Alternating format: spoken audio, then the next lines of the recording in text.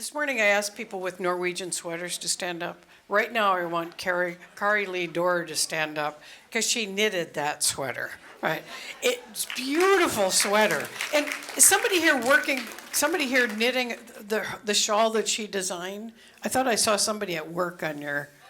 It hasn't officially been released, but Torald's got a Preview copy down there going to work on it. It's wonderful to see so much talent. And again, I love that the talent is focused in this Norwegian direction. Thank you, Kari, for doing that. So it's my pleasure to introduce our third a lineup of stars today, I have to say. Kari, like Madalena, has a longer title than a person ought to. Yes. So she's department chair and professor of Norwegian and King Olaf V chair in American Studies and the director of Nordic Studies at St. Olaf. Right. So is there more to it? It seems like I'm missing something. Kari Lee has an MA in teaching and curriculum development for teaching as English as a second language. Teaching languages as a second whatever she just said. I'm not saying it right. So, and I love that she has come out of that commitment to languages and then come home to the Norwegian language for us. She has a PhD from the University of Texas in Austin, and she's living testimony to the magic of the Concordia language camps. How many of you went to the Concordia language camps? And how many of us wish we could have or had gone to the Concordia language camps? And here she stands. She went at age 7 for the first time and then went for 10 more years.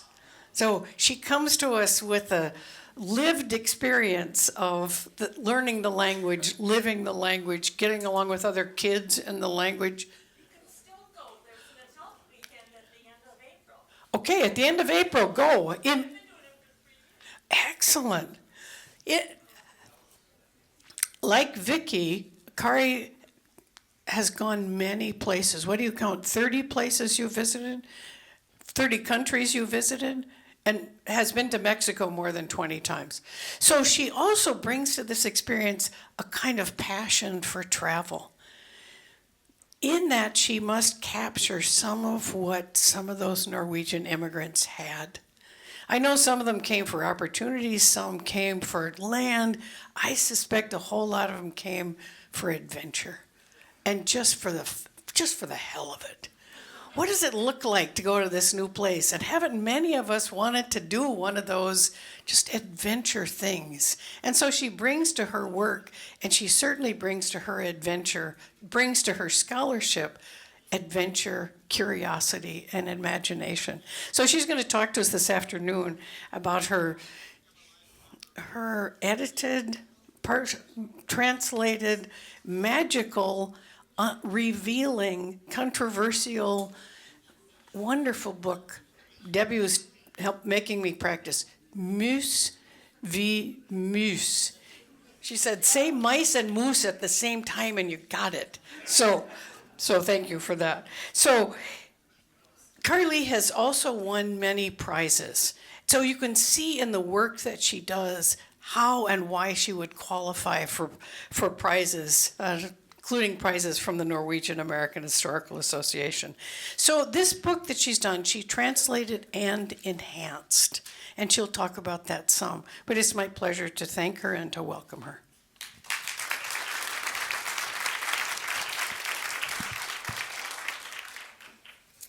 Well, that was a lovely introduction. Thank you, Annette.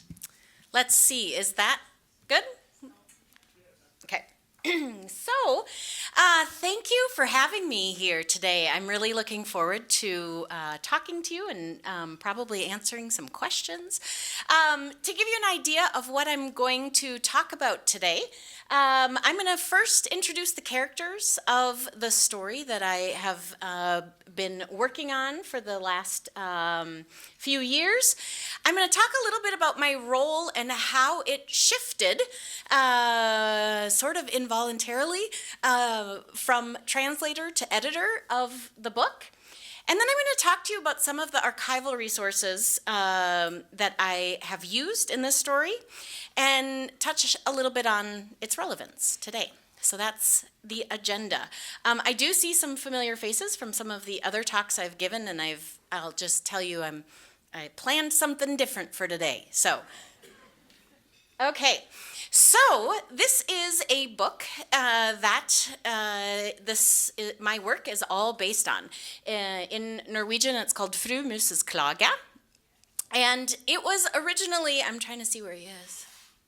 It was originally, where is he? He just stepped out, that's fine. Oh, you're hiding over there. Yeah. So, and I totally forgot your name now. Robert, that's right. Robert saw this book, mentioned it to Amy. Amy sent you a copy, that's right. Amy mentioned it to me, gave me the copy, and I devoured it. It was a book that was published in 2019 by a freelance historian in Norway named Bodil Stenseth. And I just kept reading page by page thinking, how have I been at St. Olaf for over a decade and never heard this story? And I couldn't understand. I was perplexed.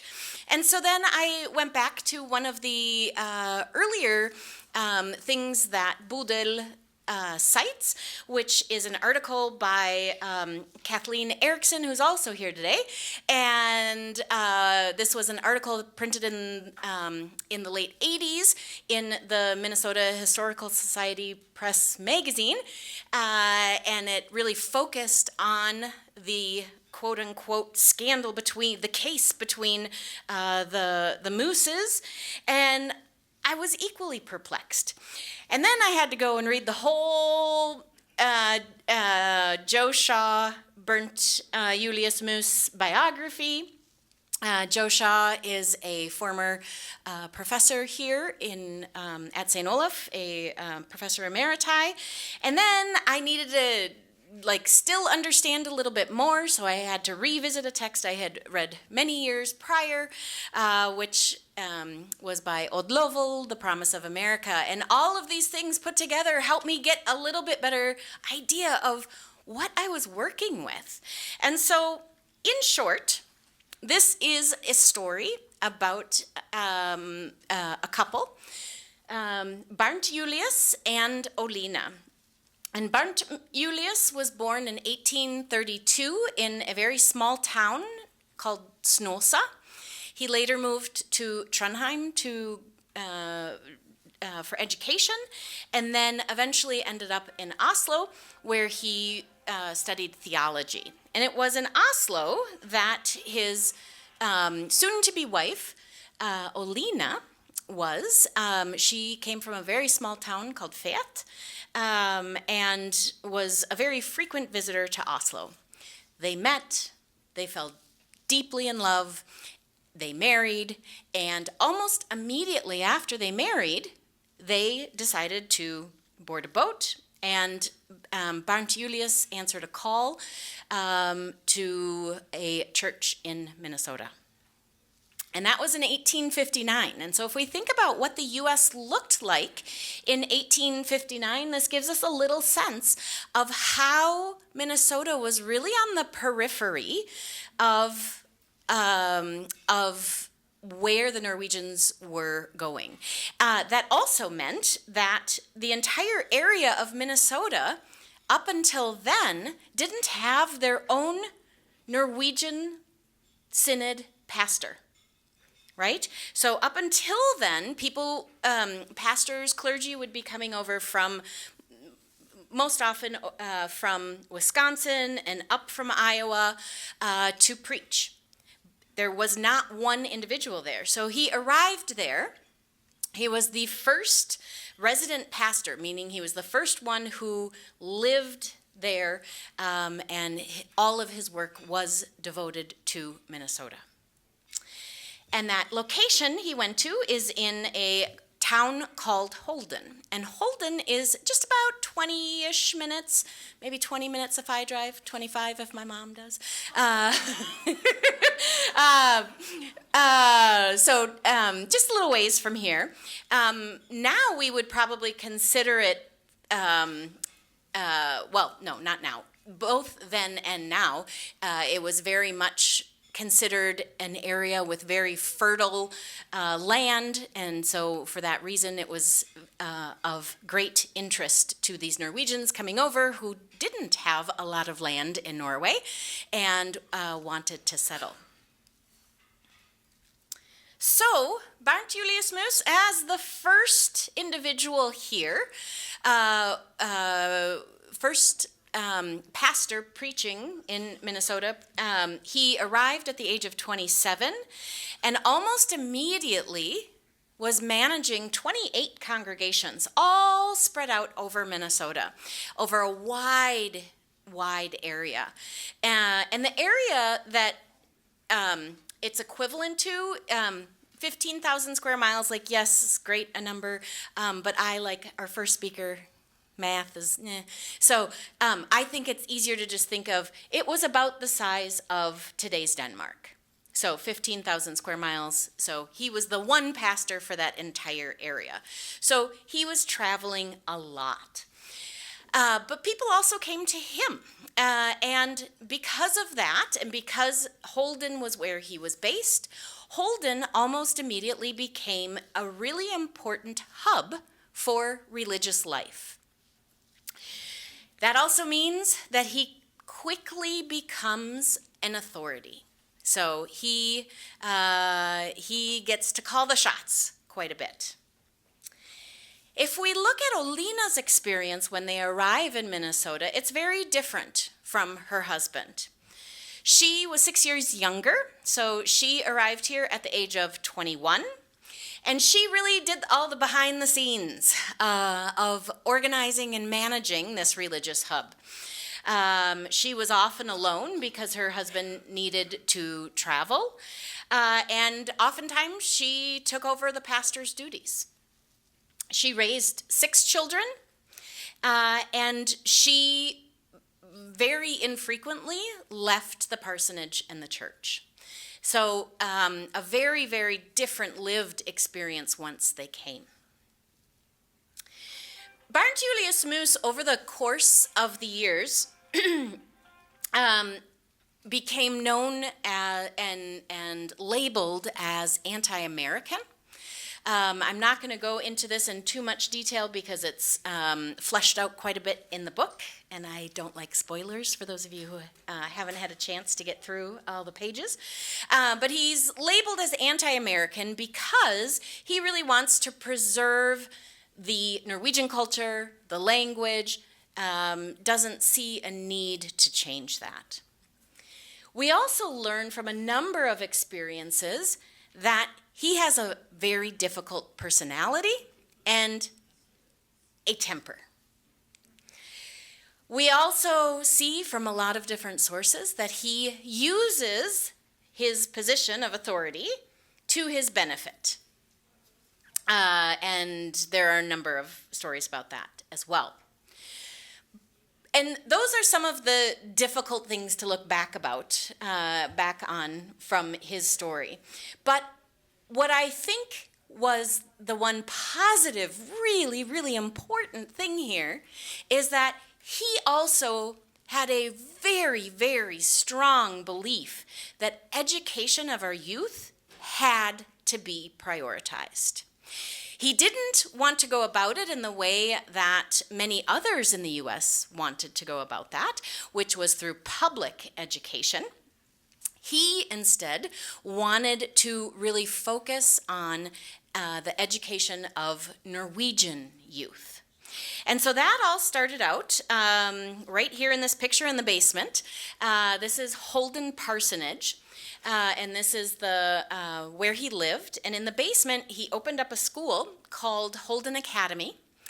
And that school later morphed into, there's a lot of different ways that it's described, but eventually Holden closed, so that St. Olaf could begin. So a lot of people refer to it as the mustard seed of St. Olaf. So it was really what became of it. During this time of when they're here, they have had a number of children. He has become very active. He has started a school. More and more becomes known about the troubled relationship at home.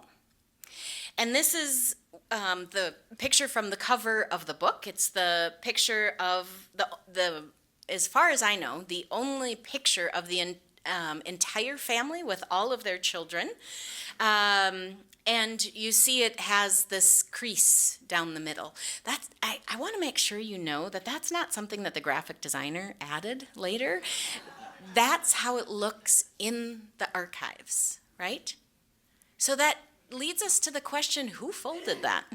And which side were they wanting to hold near and dear? And which side were they not, right? Okay, so that gives you just a very brief overview of the characters. So if we go back to this book, I read it. I was super, super interested in it. And I really started thinking about this needs to be a book that is brought to an English language readership. I really, really felt strongly about that.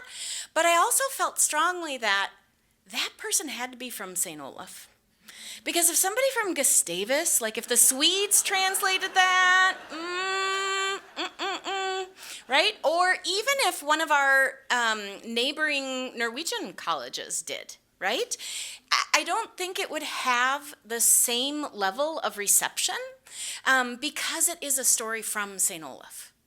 And so there was a piece of me that was like, I want it translated. I don't want to be the person who does it, but it's got to be done. So it was one of those projects that I felt like really kind of fell into my lap. However, I knew going into this project that the product was going to be important for others, having a book. Right? Especially, there's quite a few of you in here who I assume cannot read this in Norwegian, right? I was really, in the beginning, a little bit more interested in the process of doing that. And so this is what I mean. Okay, so for those of you who know anything about my past, these are what I'm known for. So together with my colleague Nancy Orsvold, who is trying to hide in the back, about 20 years ago, we published a curriculum package for Norwegian, Introduction to Norwegian Language. And it's made it now through 3 editions. It's being used at quite a few places today. So when I was hired, I was not hired because I had any expertise in Norwegian American history, right? I was hired because I knew how to teach. I knew how to study, how people can teach, and how people can learn. And so how does one get from here to there? Well, to me, it's actually really logical, but what I've understood now is that I actually need to explain that. So the process here, my area of applied linguistics, so applied linguistics is really how one takes in and acquires a second language, but also how one teaches that language, right? And those two things have to match. And so my specific area within applied linguistics has really always focused on technology. And so I've always been asking the question, how can technology help or hinder the language learning process? And so what I wanted to do with this translation was use it as an opportunity to really further my own knowledge, but to look at how technology can help or hinder the translation process. So I was doing all this behind the scenes trying to experiment with that, right? So to give you some examples, or actually to tell you a little bit about that first. So I was experimenting with something called CAT tools, and CAT tools are what professional translators frequently use, not always literary translators, but a lot of translators for businesses and that sort of thing. And there's a whole process that they go through to identify word frequency in a book. How many times is this one word used, for example? And then to go through and define all those words before you begin your actual translation, and then to develop some sort of system to store and organize that terminology. And the whole idea behind this is really to improve the quality of a translation so that every time you're, given a certain word, you've already figured out that this always has to translate to that, right? And so I really wanted to do a lot of behind the scenes thinking about that, reflecting about that. I do feel like now I have to point out that this is not AI. So this is something totally separate from AI. It's a process that's all based on what you as a translator enter in a system, not what, this artificial knowledge that's out on the World Wide Web. So I feel like now I have to make that clear. And I want to give you a couple examples of that. So this is but during this whole time, I took some screenshots of things that I thought were funny, and this is probably the only audience I'm going to talk to where I've got enough Norwegian speakers that can enjoy a couple horrible translations. So, so this sentence says, "Kirkefondets kiste var bunnskrapt." The coffin of the church foundation was scraped to the ground. So kiste, yeah, you could use that for a coffin, but that's not what this is talking about. Basically what it's trying to say is the funds were depleted. For those of you who can't understand that, right?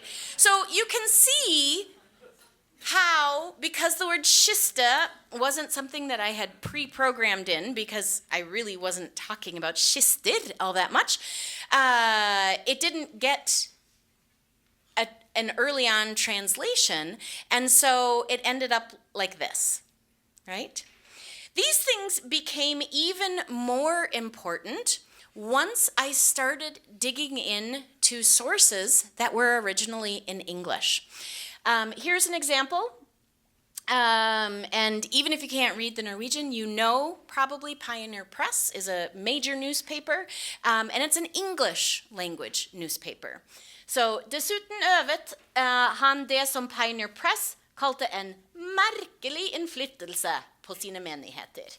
So if you are going to say that Pioneer Press has said this, and you are actually going to give a quote, and you're translating back to English, you can't just rely on what words you think as a translator are best. You need to go back to the original source and see what they said, especially if you're going to put it in quotes, right? So this is an example of the limitations for my project of how those CAT tools helped some, but they wouldn't go through that whole process, right? And even if it's not in quotes, here's another example. Pioneer Press på sin side insisterte på tvang som forklaring på den manglende skilsmissen. So tvang here, I would say coercion is maybe a slightly stronger word than tvang. And so was that more close to what the English was? So you have to go back to those original sources and really, really dig in. So I couldn't just rely on my own Norwegian knowledge, a dictionary. I had to go back to those original sources. So what that meant is that in this process, I dug into a whole slew of additional sources. And those included everything from journals and personal journals. There were also like periodical journals, newspaper clippings, court documents, letters, oral history, church records, all of it. All of those types of things had examples of things that I needed to clarify the terminology that was used. And then there were things I didn't even know I needed to look into. And this is one of a whole slew of emails that I got from our wonderful NAHA archivist, who I can't find right now. She's probably just sitting outside. But Christina, who would bring things up to my attention that I had no idea existed. So for an example, this one says, "Hey Kari, I was pulling the Oker family papers for someone and noticed they have BJ Muus letters included in there," and gives me the link. "Not sure if it's of interest, but thought I'd share." Well, Christina made me do then so much more research, right? And so what happened is that in these papers, I found some really, really rich descriptions of the Dakota War, and more specifically, that involved the Muus family. So the chapter that was originally in the Norwegian publication didn't have anything tied specifically to Holden. And because Christina is a sleuth, she was able to find that. And so I just did a quick comparison of like that chapter. So that chapter in and of itself, was able to find resources for to increase it by 68%, just that one chapter alone. And have 9 additional citations, 9 additional sources, because of these things that I didn't even know I was looking for, right? And there are so many examples that happened like this. I want to go back to this picture, because this is another example. So I mentioned that this picture was from the archives. It's kind of the quintessential picture, and I lied to you in the beginning. I said it's the only one I know that was taken. Well, it was the only one that I knew was taken until Christina sent me an email and was like, "Hey, have you seen this picture?" And this is just like a blur, right? It's not your glasses. It's a blur. But when you look really closely at it, you can just ever so vaguely see it's the same family, same day, in a different setup. And you can, even if something is not, like this picture was not clear enough to put in the book, but you can infer things from why the switch up. So you can see that the couple never sits together, right? And this is, we know it's in 1878 because Olina is holding the newest baby, so we can look at the years of birth and figure that out there. My thought is the one on the top was the first picture. Baby started to cry because they were in the sun. Then Olina got a blanket, because the blanket isn't in the first picture, and went in the shade, and they still kept their distance. So beyond that day, this is the only day that I know that a picture of all 6 of the family members were there. And again, not something I knew to look for, something that, because our archivists knew that I was always on the lookout if they had anything remotely interesting. And frankly, I'm not sure I would have even looked at this and yes, when I look at it now, I can totally tell it is the parsonage at Holden, but I would not necessarily have gotten that then. So, over the course of this project, what happened was that I visited and communicated with 13 different archives and a whole slew slew of individuals to double check things, to clarify things. And some of these individuals were from our archives here at St. Olaf. So my research is obviously also very connected to St. Olaf. And we have a wonderful duo that Jillian and Crystal, who are in our archives, who have helped tremendously as well. But my topic is also Norwegian focused, right? So a lot of what I wanted to find was here at NAHA. But we have all sorts of community members who have had various roles in their previous lives, like Jeff Sauvé, who I had a very specific question that I wanted somebody to verify, and he was able to help me. Even over the other side of the railroad tracks, the Carleton archivist was Eric Hillman, who I think is a walking encyclopedia, super helpful. So what ended up happening, which was a little bit involuntary, is that I couldn't just stop at the translation. So the Muus versus Muus book started as a translation, but it is heavily edited and has over 100 more citations, and it's about 22,000 words longer than the original Norwegian. But it was a lot of work to do all that research, and in the process, I was leaning on a former colleague, Torald Homestad, who's also here, who I talked into to co-translate with me.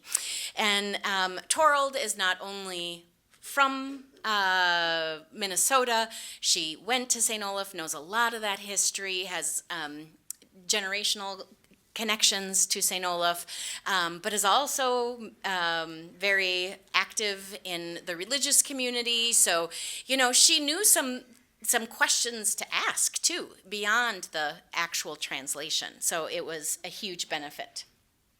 So that brings us to, what the heck is the scandal? Well, the saying that it's the scandal is a little counterintuitive, because it's really a series of things that happen. It's not just one thing, but it's a series of cases, and those cases happen both within the religious system and within the legal system.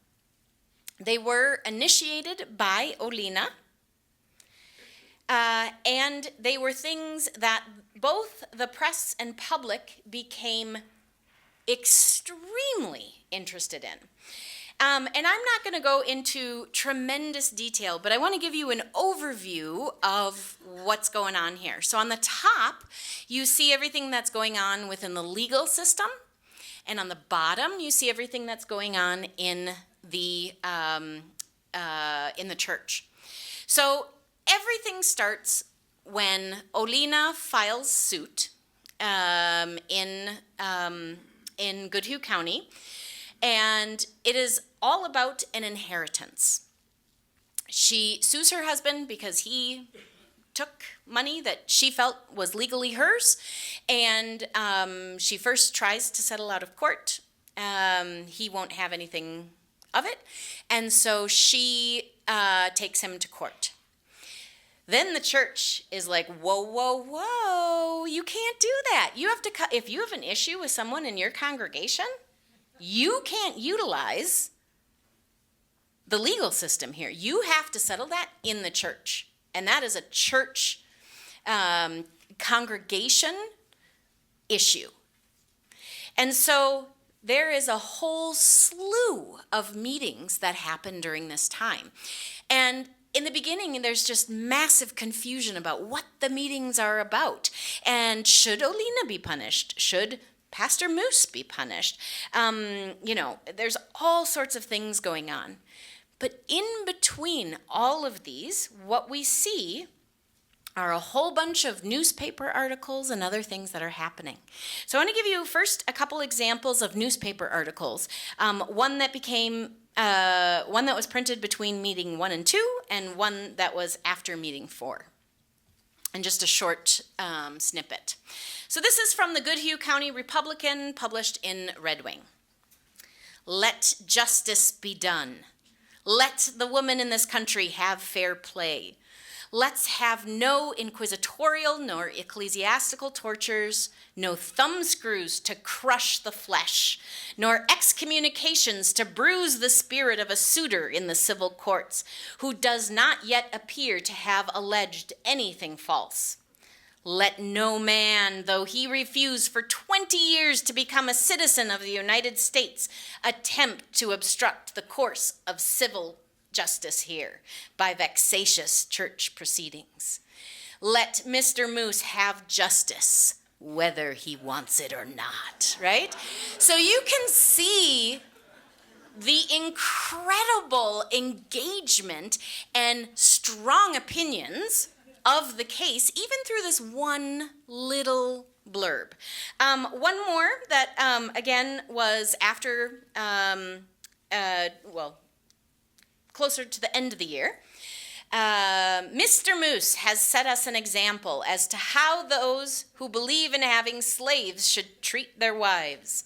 And anyone who is not a preacher in the Norwegian Synod believes that the case would have been treated differently if some common man, and not a minister, happened to be one of the parties. Then the ministers all would have agreed that a man like the Reverend Mr. Muus was a fit subject for the bad place commonly called right? So you can just see the emotion behind this, right? And again, want to stress 2 different newspapers, 2 different writers. So it's not just one individual saying this. Those of you who came early and saw what I had flashing on the screen, I just took like my favorite 100 newspaper clippings and just was flashing them on there. So if you saw pronouns like he or she, it was Barnt and Olina that it was referring to. Okay, so those are the newspaper articles. But then there's a musical written about it, an actual musical. And this is maybe one of my favorite pieces of this. So this is Marcus Thrain, who was a very politically engaged individual in Norway and came over and settled in Chicago. He's got a really interesting story in and of itself. And he, between these meetings, very early on, writes a play that was performed to a sellout audience in Chicago, all in Norwegian, called Holden, or Let Patience Be Your Liniment, which is a total quote, something that Muus, Barnt had said to his wife. Let patience be your liniment, even though you need a doctor.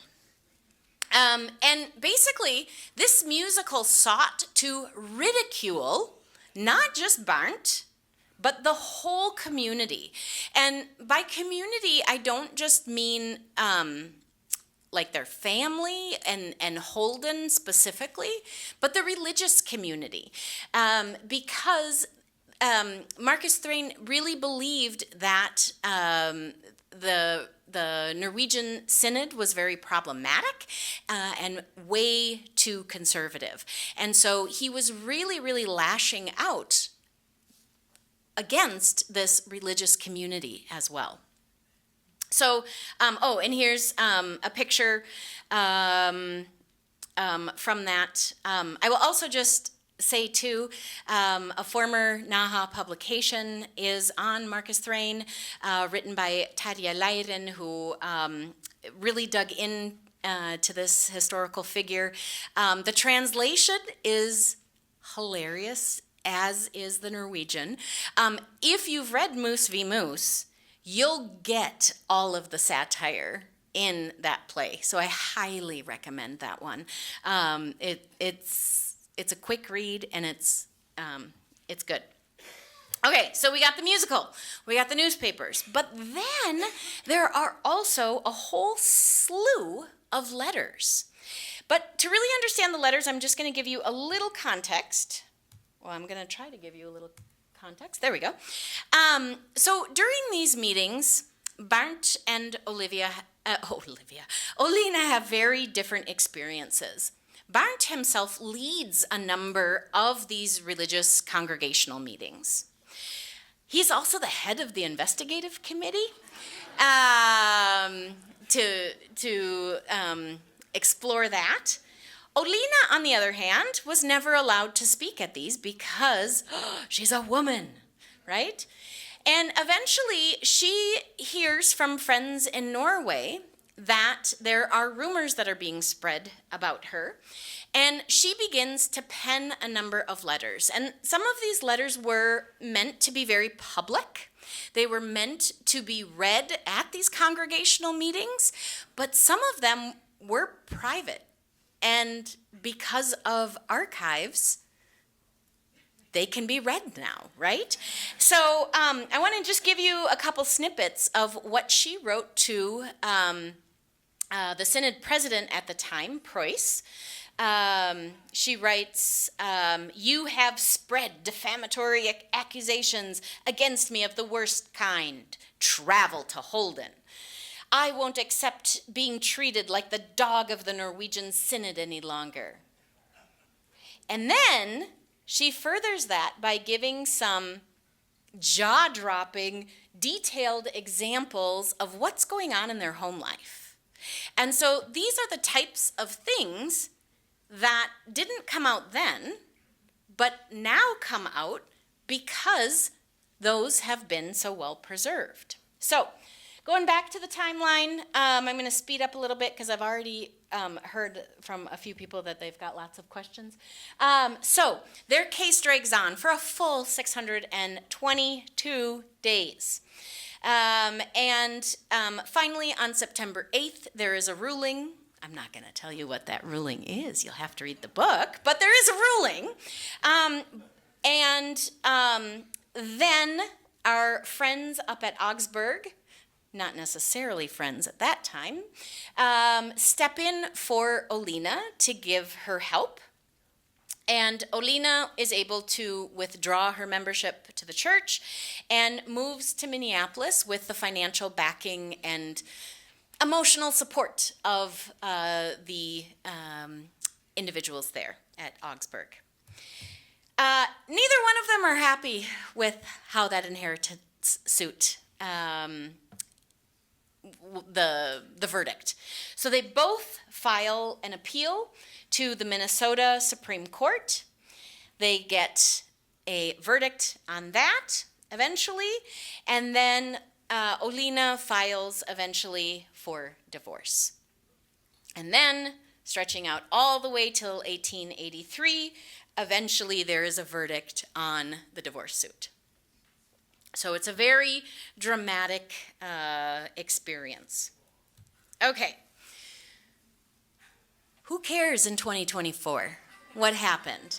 Well, more than anything, what I hope is that it is apparent once you start reading the book that this is about more than a marital conflict.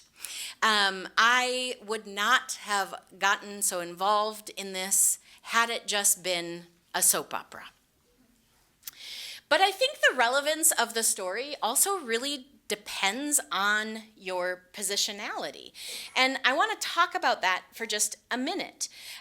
Because when I took on this project, I felt like I was coming at it from a couple different angles. So I am a professor at St. Olaf College, right? I am, when I took this on, I knew the college was prepping for a big, important year, which is this year, 2024, because we are celebrating the sesquicentennial, which is the 150th year of our college. And I knew if I wanted to get involved with this, that I wanted it to be a part of that story, because I feel that this story can really shed light on what was going on at the beginning of the college, but also I feel like it really addresses why so few people are familiar with the founder. I can't tell you how many people struggle with the pronunciation of his name. Can't spell it. and people who have been at St. Olaf who are good spellers for, longer than I have. So there's a reason for this. There's a reason I was surprised when I read this initial information that I hadn't heard about it. But then also, I think it really pushes us as an institution to think about honest storytelling. And what does it mean to tell a more honest, more nuanced version of our history, right? So that was one thing that I really wanted to be a part of. But then I quickly became involved in a celebration that's going to be happening next year, which is the 200th commemoration of Norwegian migration. And I felt like for this, it was really important for me to think about how those social and religious conflicts, gender inequality, how that was experienced, to really fully understand what we're commemorating as these 200 years. What is the experience? What is that lived experience? And to really understand those challenges. And I originally, when I wrote this slide, I wrote from migration. But the challenges came equally from shifts once people were over here. It wasn't just the shift in country, it was the shift in how do I live a new life in a new place, right? And then there's, of course, NAHA. And about the time that I became involved in this project, I also became involved with the board of NAHA and really started thinking about my role in the organization. And it really, and I will also say, it's not just the college and Norwegian migration having a big commemoration, but also NAHA will be celebrating a big year next year as well. And we will be toasting to 100 years at the conference in June, and doing a lot of other things as well in the fall. So it made me think from a NAHA perspective, why is this relevant today? Well, for me, I think it is really centered on the question of what is the value of preserving history? What is the value of preserving those stories? Especially when you don't know how one story ties to the next and what they mean as a larger whole. And how do we make that happen? And so for me, this was a deep dive in a new type of research, pushed me out of my comfort zone. But it really made me think about these two main questions in my role at NAHA here. And I hope it makes you think of that too, or makes you think of your own positionality as how you think about the stories from the past. Just real briefly, a couple final thoughts. I told you I was interested in the process and the whole translation piece with this. It was interesting, and I say that in a Minnesotan way. I'm not sure I would go about it in the same way, but I'm super happy that I had the opportunity to, try that technology out. It was a learning learning process of itself. But I also just wanted to address, if you are interested in this topic, my students, I had a group of 6 research students who created a reading guide for the book. If you're interested in having it in a book club, they have some good discussion points. But also, they have created a number of interviews with scholars, because there are so many topics in the book, right? Women's rights, the church, trying to remember the other ones, the education of early women, early Norwegian migrants. So lots of different topics that they explored, and they explored them in more depth, but from the perspective of someone who has read the book. So those, are all, all you have to do is look at the title of the book, see my name. My name is the website, and they're all available, all for free. I would love to have you use any of those resources. They're really interesting interviews. There are at least one person, Odd, is interviewed, I think, for 2 of the podcasts, and lots of other names that you will hopefully recognize as well. Or maybe not, hopefully, because maybe that'll expand your knowledge. So with that, I will say thank you for listening, and I know we have a little time to answer questions, but I'll also just mention that I will be at the reception, and I'm happy to answer questions. I know Torald is very knowledgeable about this as well, and she'll be there as well joining me. So thank you.